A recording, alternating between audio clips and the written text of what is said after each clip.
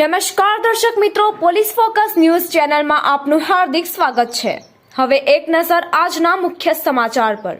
આણંદ પાસે વિદેશી દારૂની હેરાફેરી કરતો કાર ચાલક ઝડપાયો। અમદાવાદ વડોદરા એક્સપ્રેસ વે પર છોટાઉદેપુરના ક્વાંટના શખ્સે દારૂ આપ્યો હોવાની કબૂલાત। 1.91 લાખનો મુદ્દામાલ જપ્ત।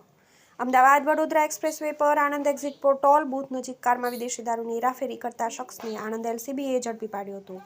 એલસીબીએ ₹86,000ના દારૂ સહિત કુલ ₹1.91 લાખનો મુદ્દામાલ જપ્ત કરી બે શખ્સો વિરુદ્ધ આણંદ ગ્રામ્ય પોલીસ મથકે ફરિયાદ નોંધાવી હતી। વિદેશી દારૂ ભરેલી કાર વડોદરાથી અમદાવાદ તરફ જતા એક્સપ્રેસ વે પર આણંદ એક્ઝિટ થઈ આણંદ તરફ આવનાર હોવાની બાતમી બુધવારે સવારે આણંદ એલસીબીને મળી હતી, જેના આધારે એલસીબીએ વોચ ગોઠવી બાતમી મુજબની કાર આવતા તેને અટકાવી હતી। કારની તલાશી લેતા 7 થેલામાંથી વિદેશી દારૂના 864 ક્વાર્ટર મળી આવ્યા હતા।